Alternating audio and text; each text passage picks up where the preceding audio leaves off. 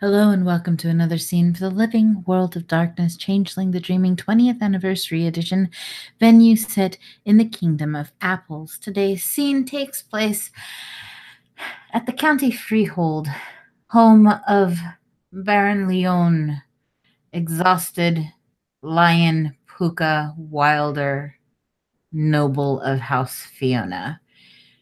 He is in a foul mood and has let a significant number of his knights on the training field know just how foul that mood is. But as he steps back into the freehold, toweling off the sweat from his forehead, he begins to yell for one of his knights, Cronus! Am I in armor now, or is that happening later? He was about to give the order, so... Okay, yeah. So, Kararis makes his way from his particular area. He has been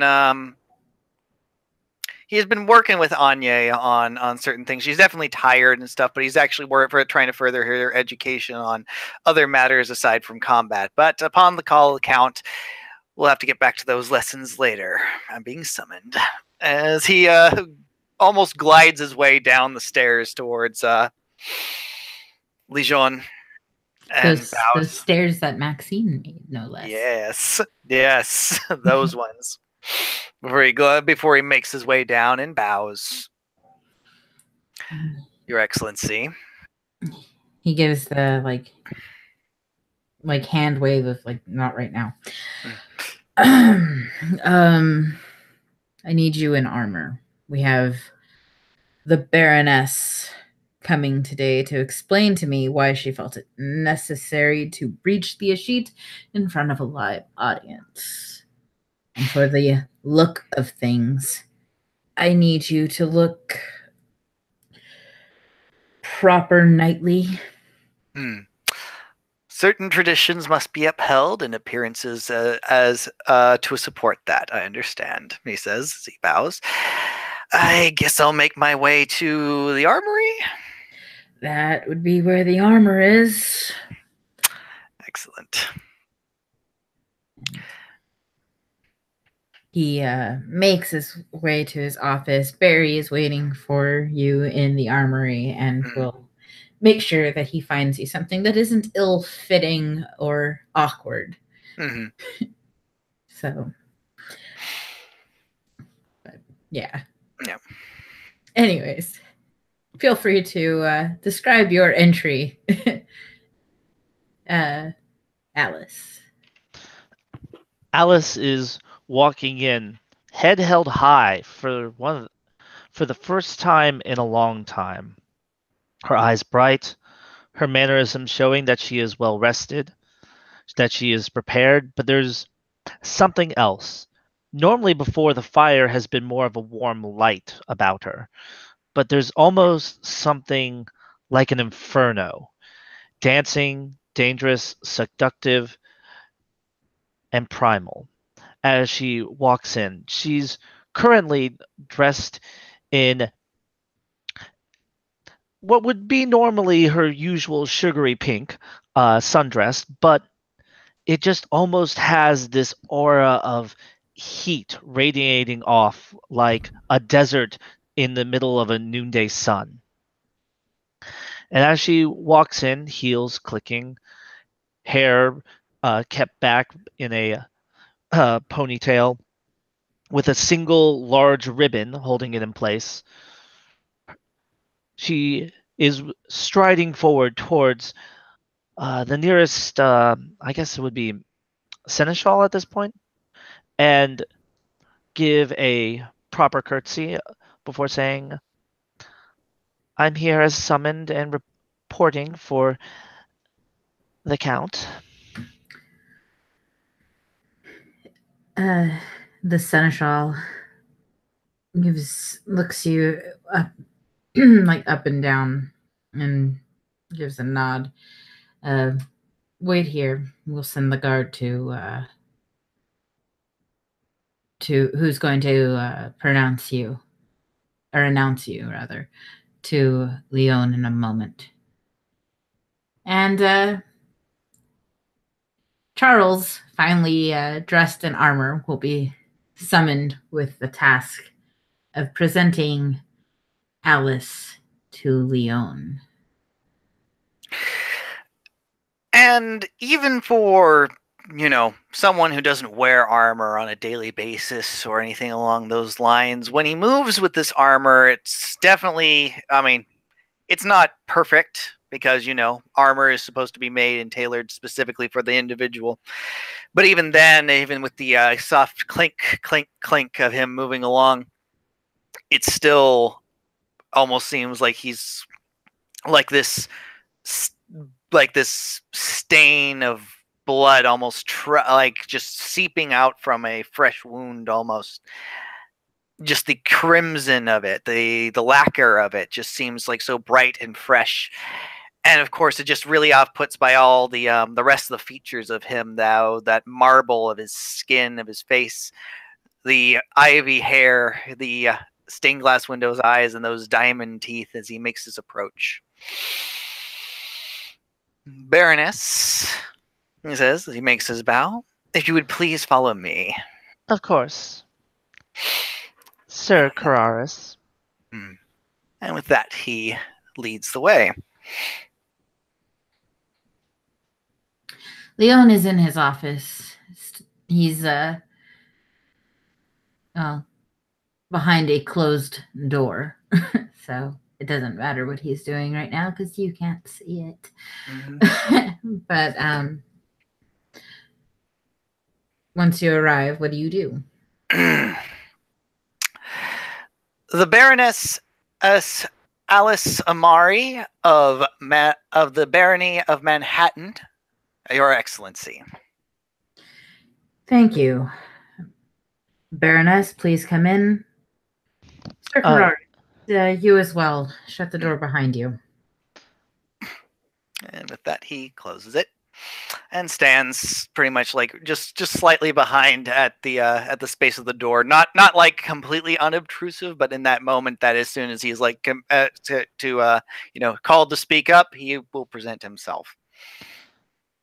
Once Alice is walking into the room, her hand is nowhere near the sword at her side, but for once, she is showing up at a meeting carrying it, befitting her station. She has kind of that a stance right now similar to something that has bothered Charles and Leon before. It looks like a hybrid of her normal one, but with touches of William in it. Less his defiance and more the way he tries to hold himself in a regal fashion. Seem to be not mirror images, but a very, very close reminder.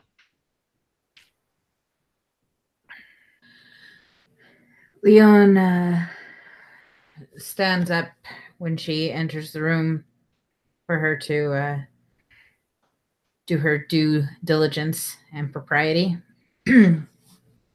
She gives him a sweeping curtsy, much lower than she gave earlier, before rising just slightly, not all the way up.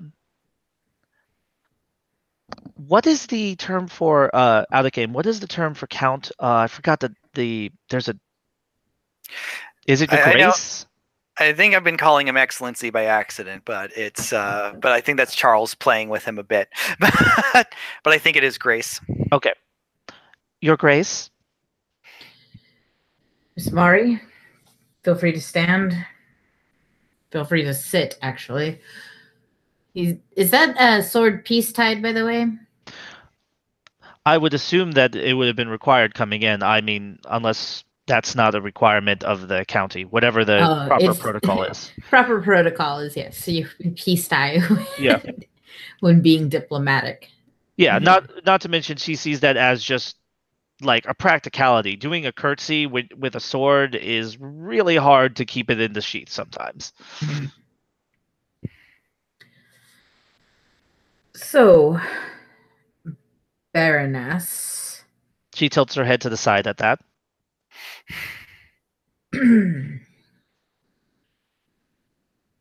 I've had a very, very long weekend.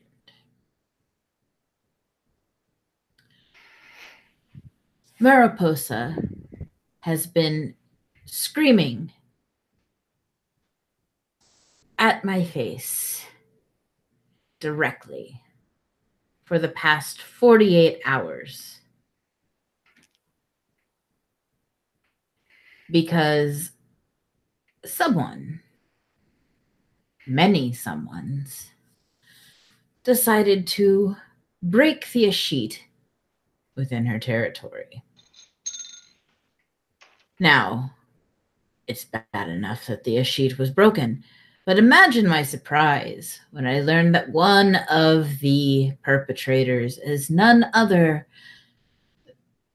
than the Baroness of Manhattan. Manhattan, which recently was reprimanded for not playing nice with their little sister territory of Brooklyn.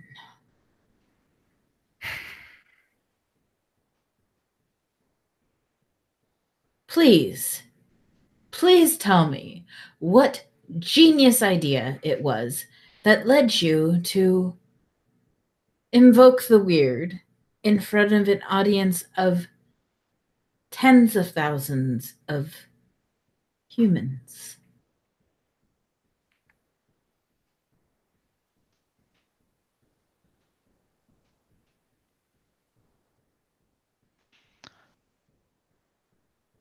She has that, not a placid smile, but a smile nonetheless. It is more of that polite smile rather than a amused smile at this point.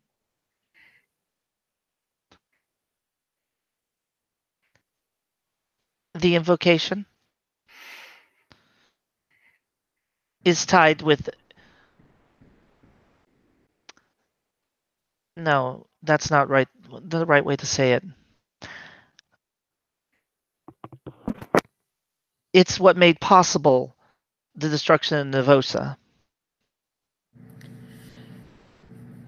Were you aware that the Nervosa were going to appear when you invoked the weird?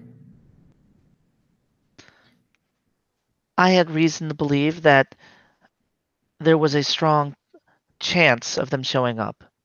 No, I'm not saying that I had what's the word in English? Accurate eyes on the situation.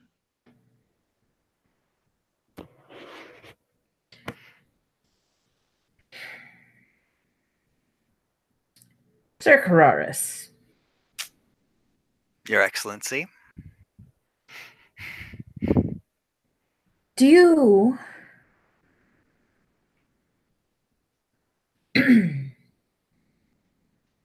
do you want to relay the series of spells that were utilized while the weird was invoked and therefore visible to anyone with a cell phone or eyes? I believe the Whispers of Summer were being played along with the light show. And I believe the Ballad of Pyretics was used to quite a devastating effect over the heads of the crowd. I also believe that the emotions of such matters were the emotions of the Whispers of Summer were also sending the crowd into emotional vitality. Of course, we will have to assume that they were already in a emotionally compromised state from the previous set of sheet breakers and their particular arts as well. Okay, Alice's eyes, because she was in the dressing room for that part, actually go wide at that when he says previous sheet breakers.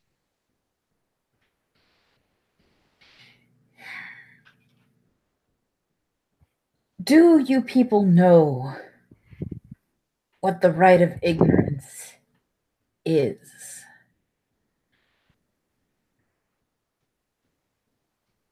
I understand that I am a fairly recent addition to the New York City population, but is it a cultural thing to be a dipshit? He's not saying this to anyone's face directly as he says this. but this concert has him feeling ways.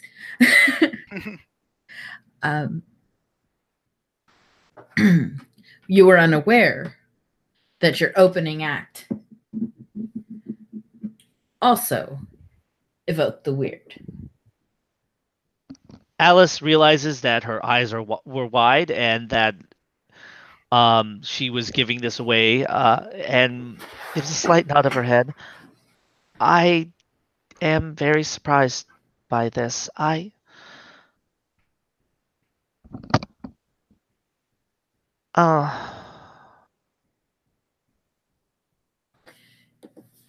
Miss Amari, what title do you have?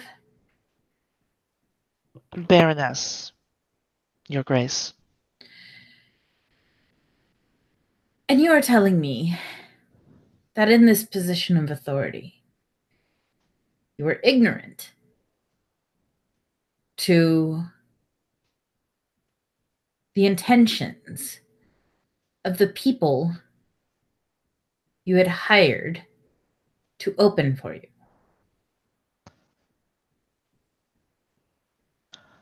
She gives a slight nod of her head. She actually has a concerned look on her face, but she's not looking at him directly. She's kind of looking at the desk, just processing.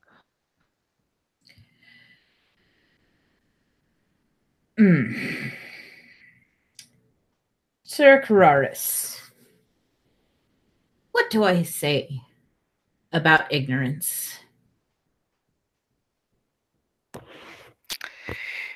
It's better to be wrong than ignorant, Your Excellency. And don't be wrong.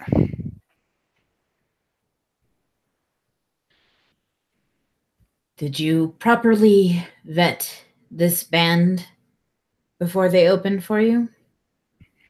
Do you know who they are? Can you point me in the direction of these other Eshit breakers? I could.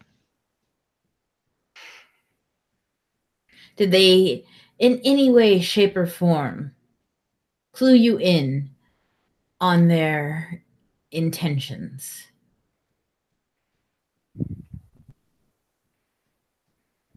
She's kind of... She shakes her head for a second and bringing herself out of the daze. No, not at all.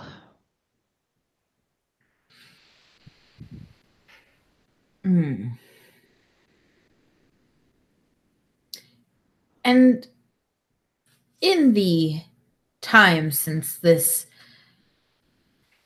breach of the Eshit has occurred, on your own end, did you not look into the events that happened prior as a baroness?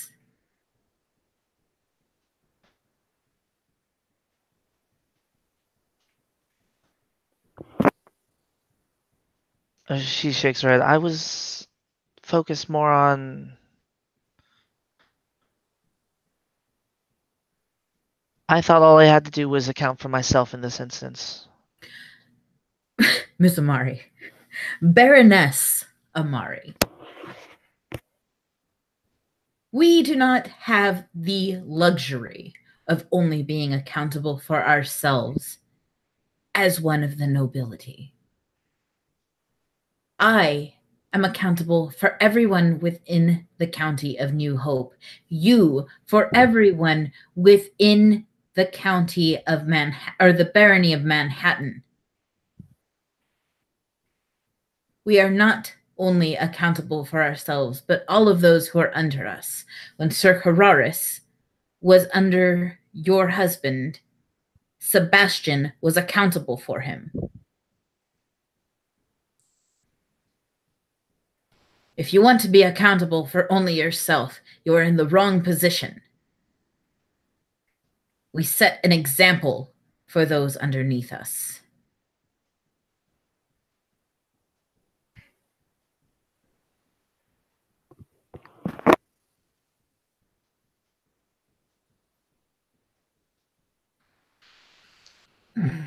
She nods her head.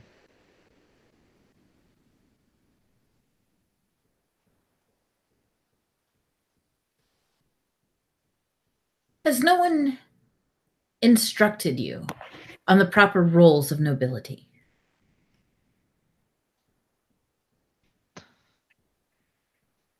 They have. My error was only looking into the after effects of what I had done. I didn't even think that the opening act had done anything in the first place. I should not have made that assumption.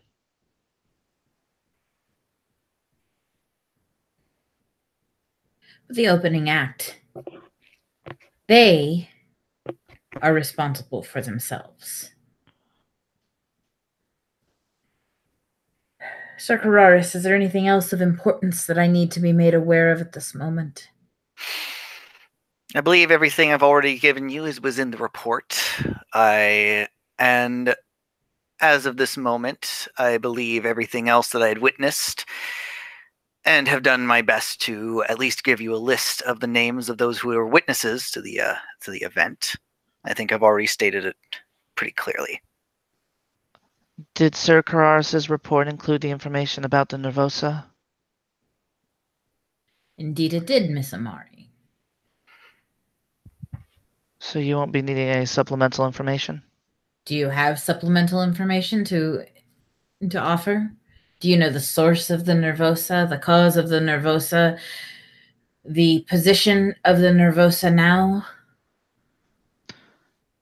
Well, destroyed, the one that we encountered, is completely destroyed.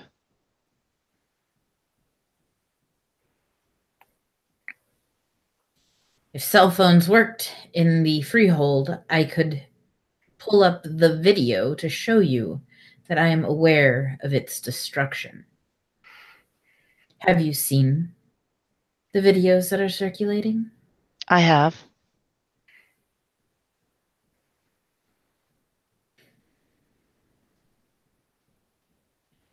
Are you aware that there are creatures other than humans and changelings?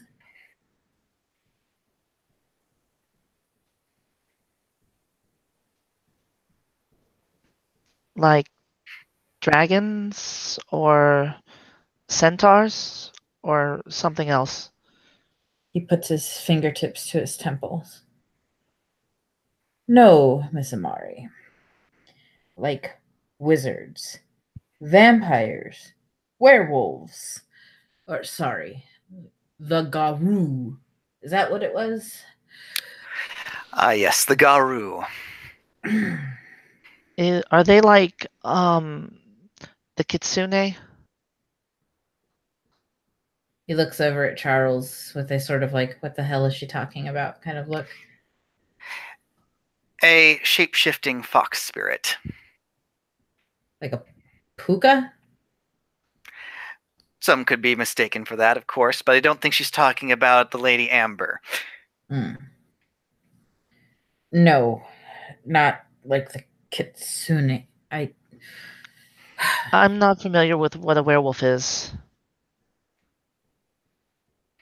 He gives another, like, I am exhausted. Please explain this to her. Look to Charles. A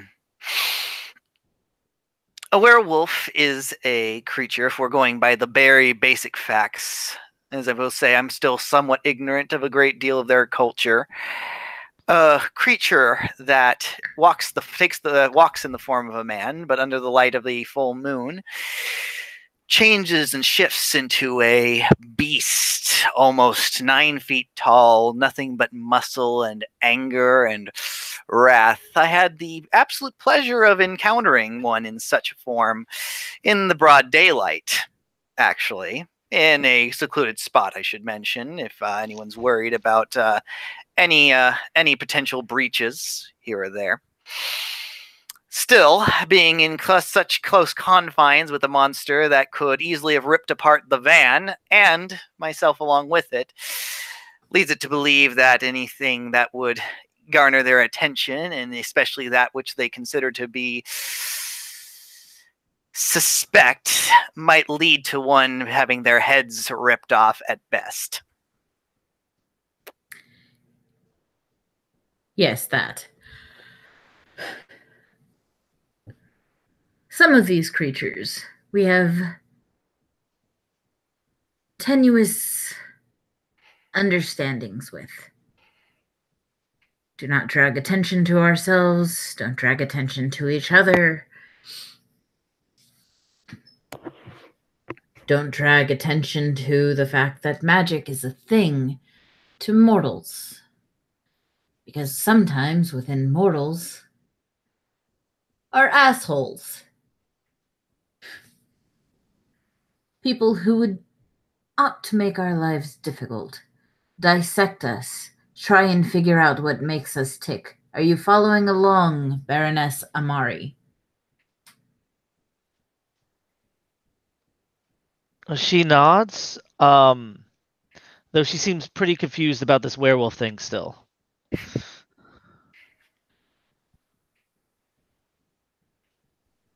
All of us have some sort of code of secrecy. It is of the utmost importance that we do not drag ourselves out into the open where anybody can see us. You have potentially placed a large target on your back and, by association, on your husband's back.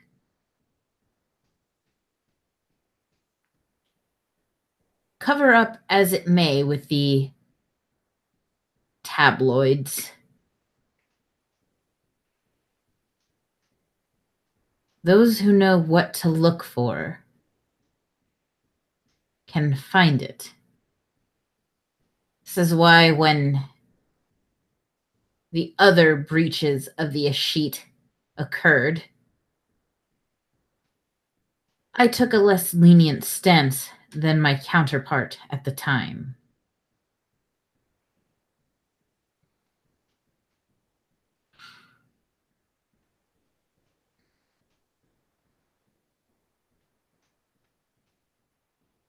Do you know what we lose if we breach the right of ignorance, if we cast it aside and let all know that the Fae are among them? She shakes her head. We open ourselves up to those who would exploit us, those who would dissect us, those who would try to cure us. They are out there, Miss Amari, and you have rung the bell.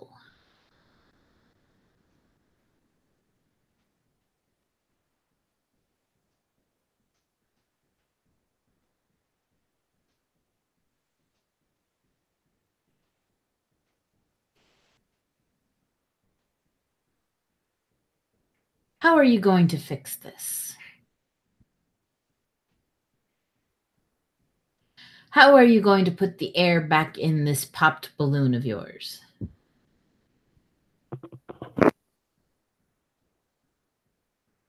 I assume from your analogy you don't believe that's possible.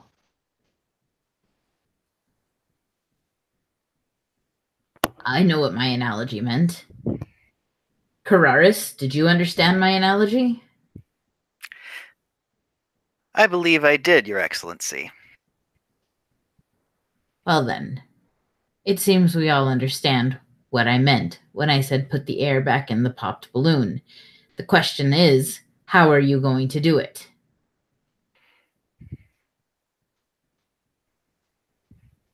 How will you wow me with the impossible?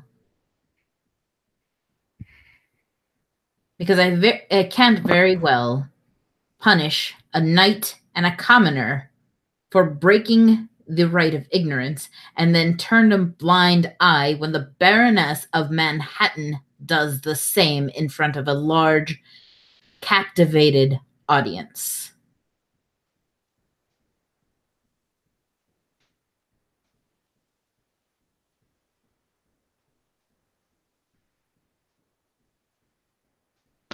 She doesn't look perturbed. She's nodding her head. I will start with an apology for my last question. I really didn't. I don't. Some colloquialisms are strange. English isn't my first language. So I am sorry for not understanding initially. That's the first thing I can do. The second is the pyrotechnics display. In the off chance that something did happen, I had an idea that we were going to play it off as a special effect. Miss Amari, Baroness,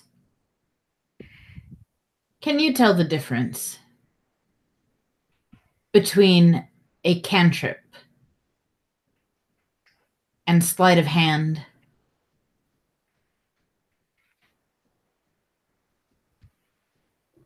She nods. There are others who can do so as well. Those who are easily tricked are not our concern. Oh,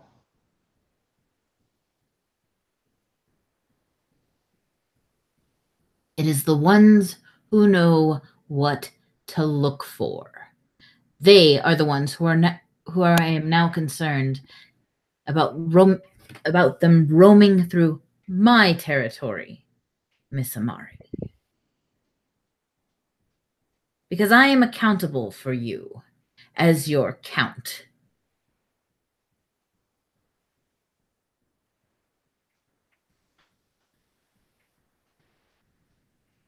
she nods, thinking this over.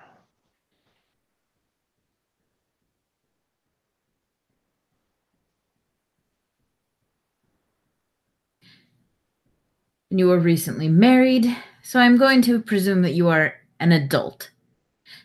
Otherwise, I would have dragged your husband in here by the pointy ear to stand trial next to you for this. The only There's a solution is to lead them slight away. eyebrow raise from Charles at that one, but he doesn't say anything. Sorry, what was that, Matthew? The only solution is to lead them away.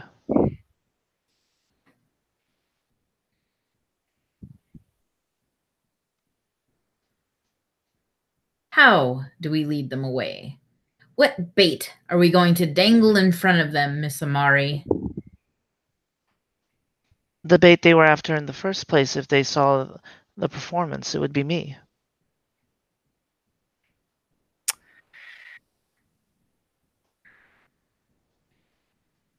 Did you have something to say, Sir Cararis? Forgive me, Your Excellency.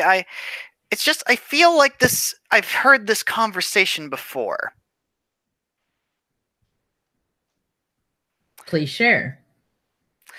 I seem to recall this being a solution, a potential solution of either having one sent away or potentially being that exile might be the best solution in order to alleviate for crimes unbidden. Sir Cararis, I'm not talking about exile or banishment. Something a little bit more clever. Hmm. Well, you'll have to forgive my initial concerns because that was a concern of mine that we were already laying you out as bait that we might send them somewhere else. No, I mean if they go looking for something supernatural and they find something that's not supernatural, something that's mundane,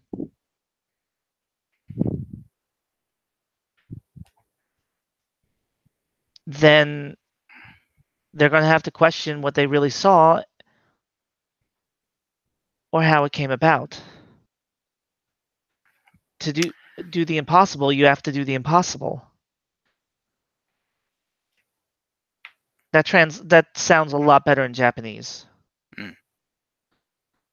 You would almost have to.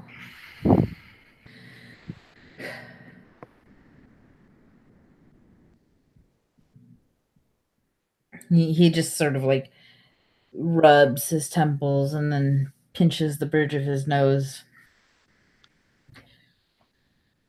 So let them find just a mortal. As you put it, a normal human. Which normal human? Just put me to sleep.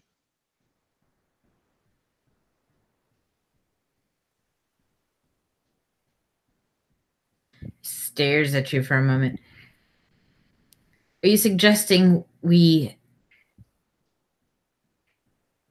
murder you? I'm confused. Put you to sleep. Is this another colloquialism that makes more sense in Japanese? If so, please speak Japanese. I believe that's one of his languages. You don't have to kill me permanently.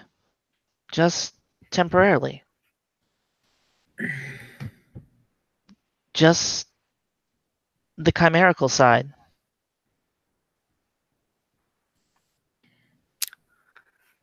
And who would you put this execution upon?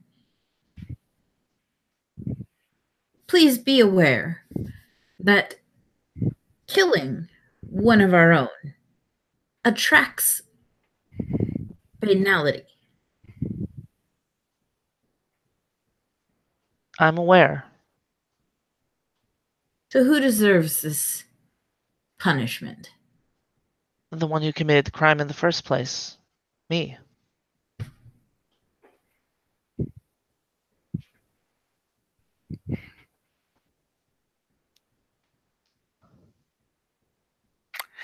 I must say, I think I was correct in my initial assumption, because it does seem like you're still trying to run away.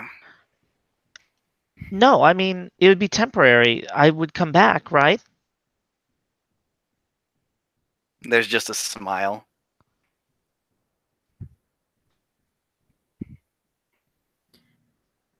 This isn't a thing to toy with, Baroness. I'm not toying with it lightly. I understand, but please listen.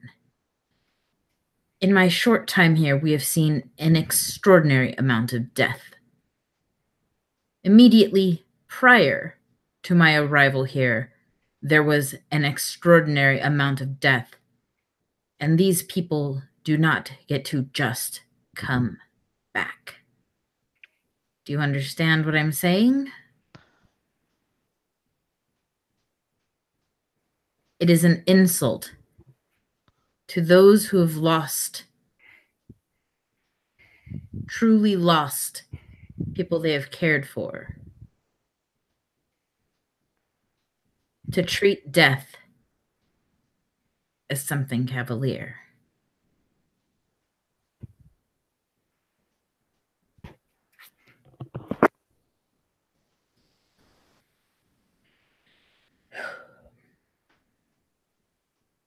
Your Grace, I have seen death and stared it straight down. Have you ever seen what happens to one of our own when they lose connection with their fairy soul? When it goes back underneath the mists? Have you ever seen a grump undone? Charles is starting to stare at the corner. A grump really I've done. focused. Yeah. No. But I have.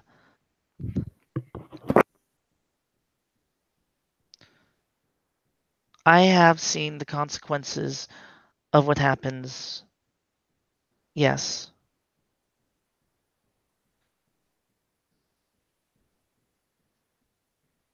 We are of two souls, but they are not separate. I am still ultimately responsible for you as your count, Miss Amari. I would ask that you not trivialize it to such a large degree in front of me. We will not be putting your fairy soul to sleep or letting you temporarily kill yourself in order to lure them to some depressed human shell of a person.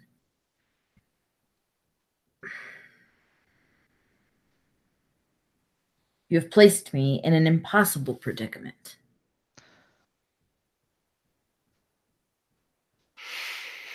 And it is not one that executing or exile will solve, because whether or not you are punished, the storm still brews on the horizon.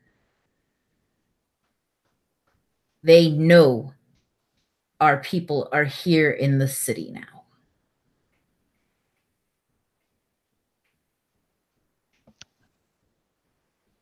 She bites her lip. And I think they should know. I really do.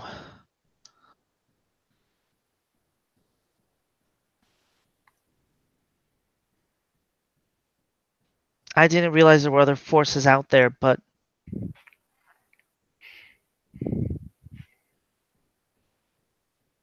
You think they should know. someone dropped a Zeppelin on Staten Island.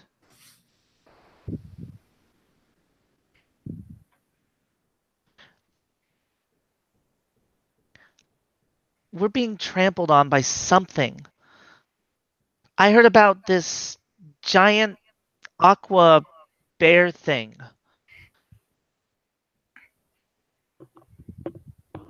Give me a second. I'm sorry. I saw Michael's expression. I was like, oh Lord. I can't laugh. I gotta not laugh. Sorry. I was trying to be impassive. I couldn't help it. You blame Misha. She's the one who told Alice.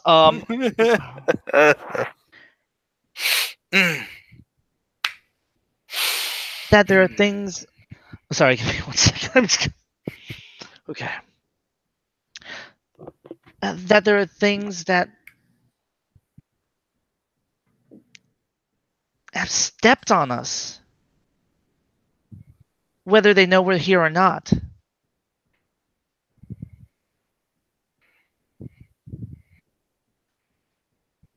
We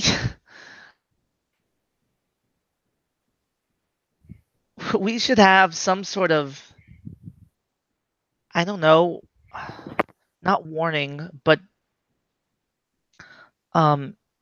image,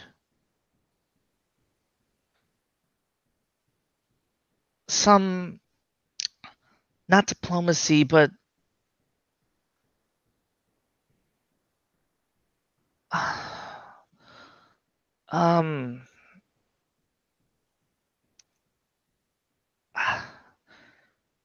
outward. The term is face, if you're familiar with it. She says, looking at Sir Kararis, hoping that he gets it, at least. He nods. Leon looks at him because he does not, he's hoping he's wrong about what he's hearing from this woman. But yeah, no, Charles nods because he recognizes it, but there is a look back at Lejeune like, yeah.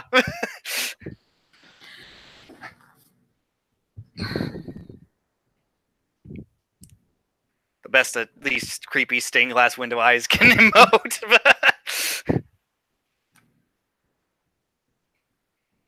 You think that we are in a position to flex our might to the other prodigals of the city?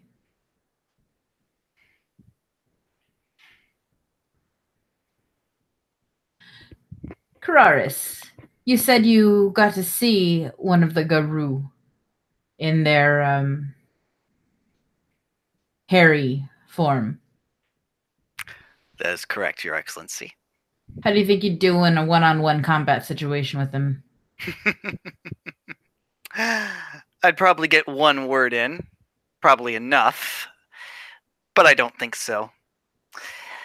Once upon a time, maybe. Once upon a time for all of us, maybe. But now these things take time. They don't necessarily work the way we want them to. Banality has certainly had its way with us.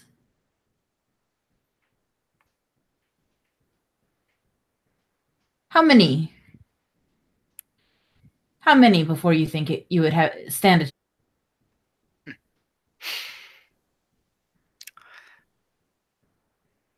Against one that didn't seem interested in attacking me, I would have had anything fine. I don't know enough about them to know what their full capability could be. But I've seen that they have magic of their own, Your Excellency, and it's strange.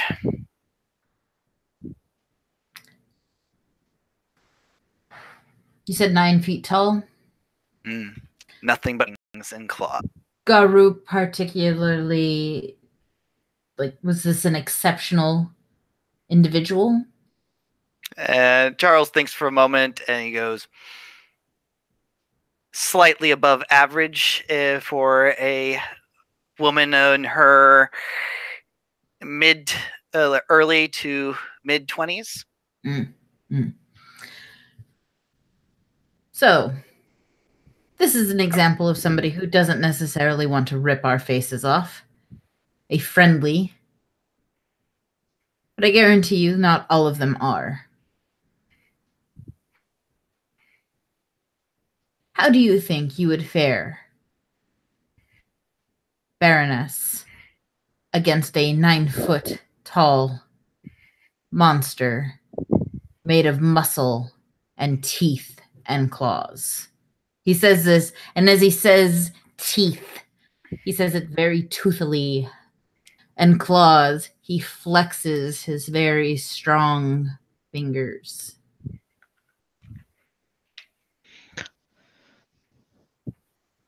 I get where you're.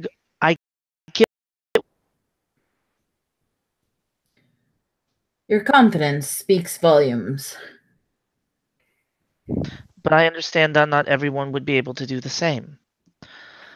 However, you pointed out that there at least is one who seems peaceable enough to talk to. To be honest, when broaching the subject put my very life at danger of the of our true natures, I'm not quite certain I would have left that van alive if she wasn't satisfied with what I said.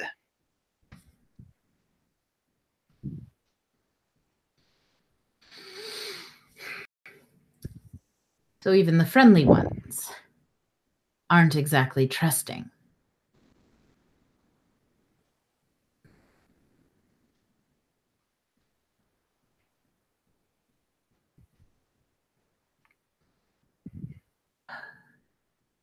He looks down at the newspaper clipping on his desk and just shakes his head.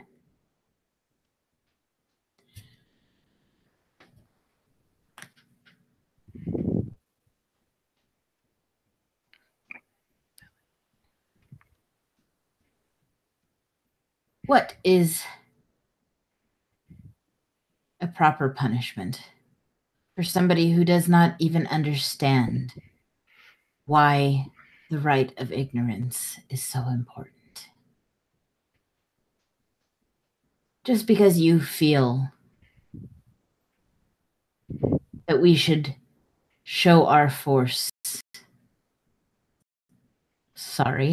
Baroness Amari,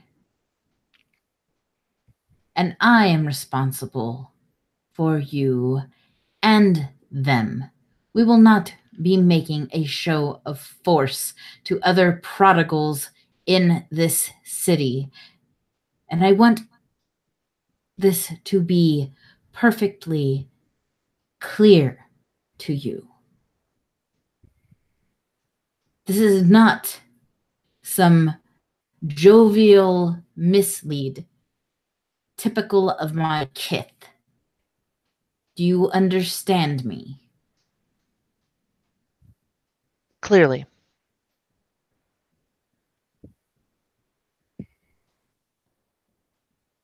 If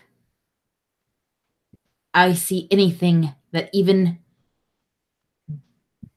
steps near the line of a show of force to other prodigals, I will invite you back here and have my knight Lock the door. Do you understand? Yes, Your Grace.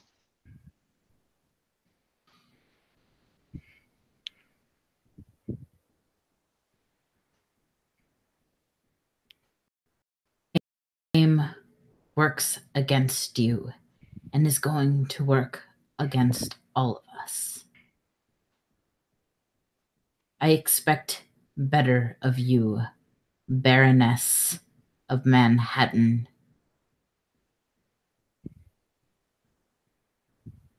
If you cannot show me that you can handle the responsibility of being a baroness, I will remove you from that. Will help me. If that means I have to remove your husband from his position, I will do so as well. Do you understand? I do. That this situation has been resolved. You owe it to the Baroness of Queens to make sure none of her people are at risk, because that is where the breach occurred. So,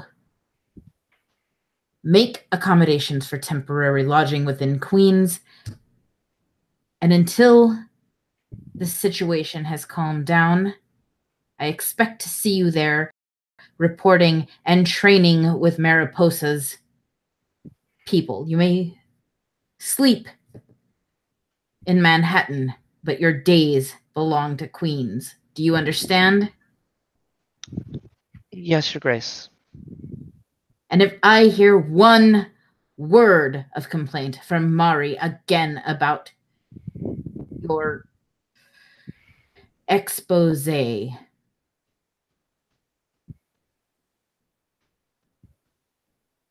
will not be as kind.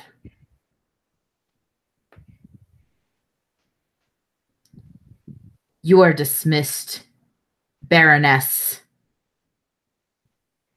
By your leave, Your Grace. Sir Charles. Carraris, please steer to the door. Of course, Your Excellency. This way, Baroness. She follows. And they walk down the way. Clink, clink, clink.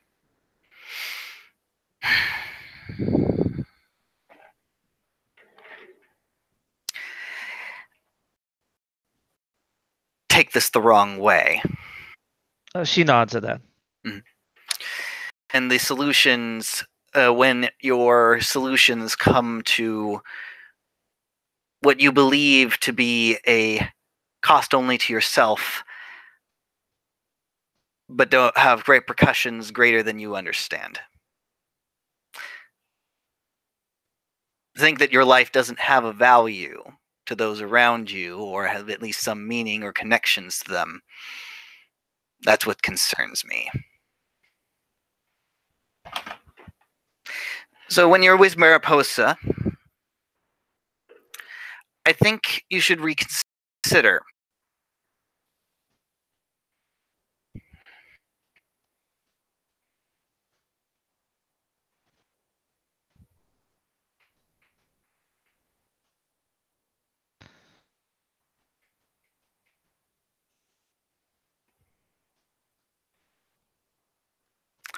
It has nothing to do with value.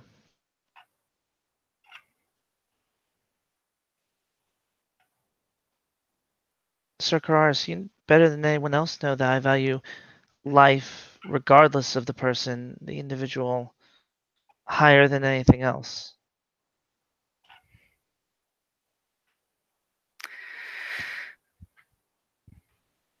The difference is I'm a soldier.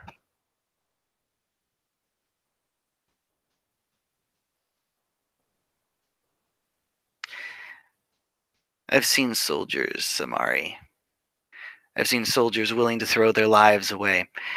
But you know the ones that come back?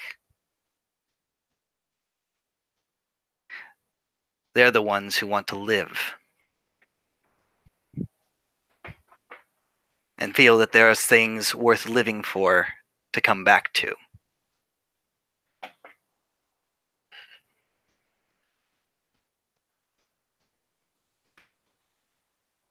My calling is to protect others. And so was that, and so was theirs. Lives in order to do so. But that's not an option for me. But you're a soldier. That's always your option. As long as you keep telling yourself that you're a soldier. As long as you continue to define yourself as a soldier.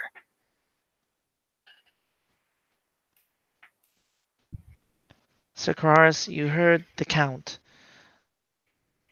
No offensive actions, no flexing of might, no harsh words or even recriminations.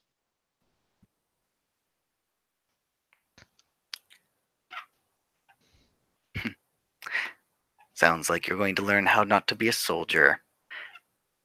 Time for to read. I think this is a wonderful opportunity for you to redefine yourself then.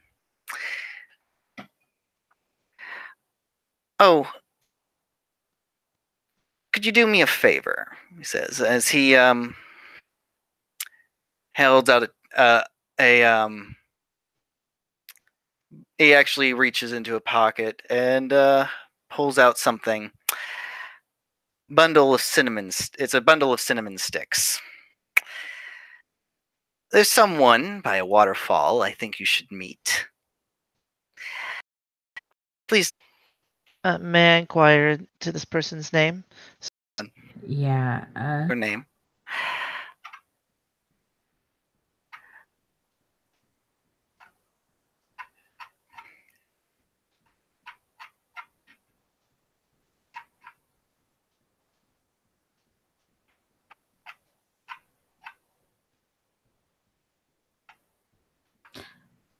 Long silence. Mm-hmm. She nods after a second. Which waterfall? You'll know which waterfall. She looks. Sir Kararis? Baroness. There is something. I did have one piece of business with you while I was here.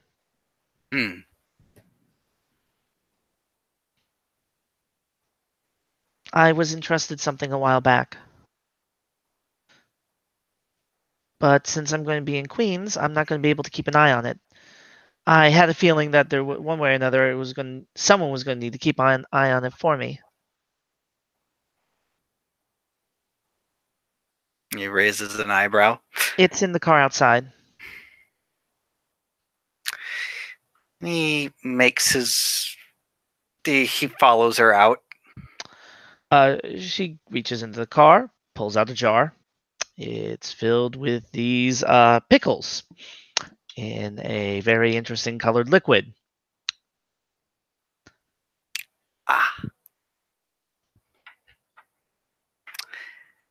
And he just sort of chuckles a bit.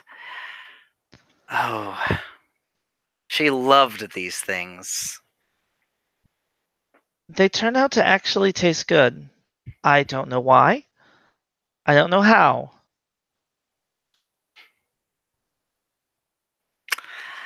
Well, she never convinced me to try them in life. Perhaps I'll try them now, he says as he takes them. Just been keeping them safe in the freehold. Don't want anyone to throw them out while I'm away.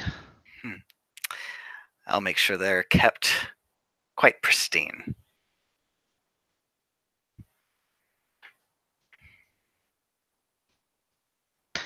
You guys do things here differently.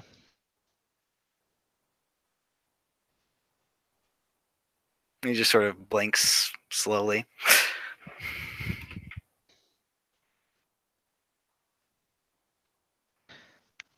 I'm just realizing more and more that the Westerners are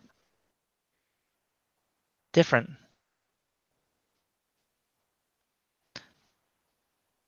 You know about the Code of Bushido, right? He nods.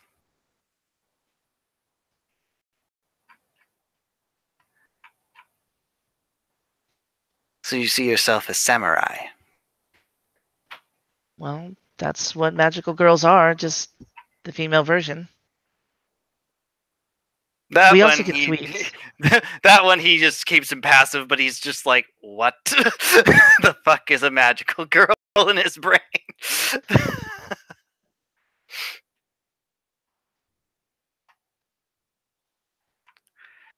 Cut to later after the scene when Charles is watching Sailor Moon. Is like, oh. But anyway.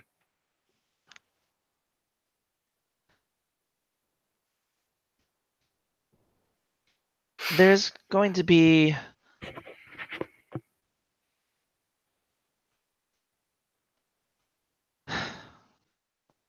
staying in Queens is going to have the same problem anything else would have had, but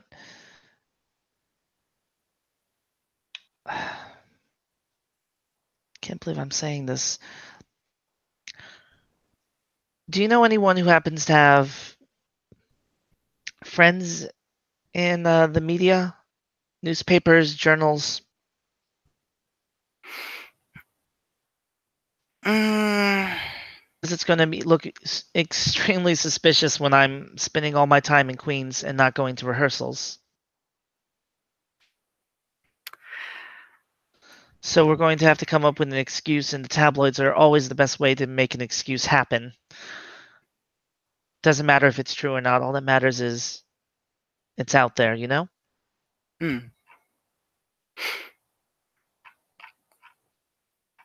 Well, you have a manager, don't you? And my manager is not going to accept it unless I can come up with a really good excuse, which I don't have. Because I already played that card. That's the phrase?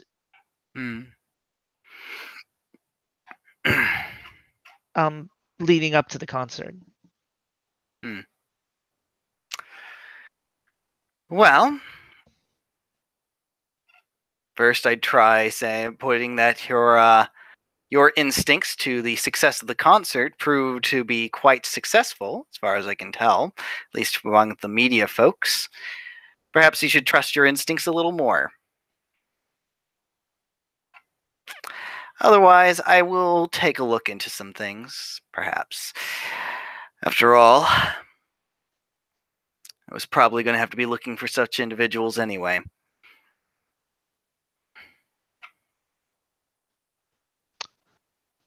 Thank you, Sir Kararis.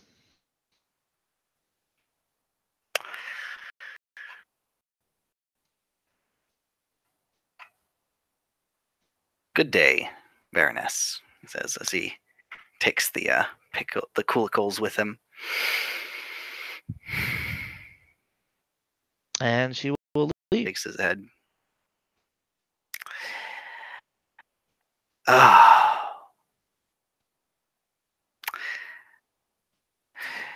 Still haunting me with your lies, I see, he says as he picks up the jar again. Well, at least others are finding some comfort in them. Let's get you to a fridge. And that's where we'll end our scene. Thank you, players, for playing. Thank you, watchers, for watching. And we'll see you next time.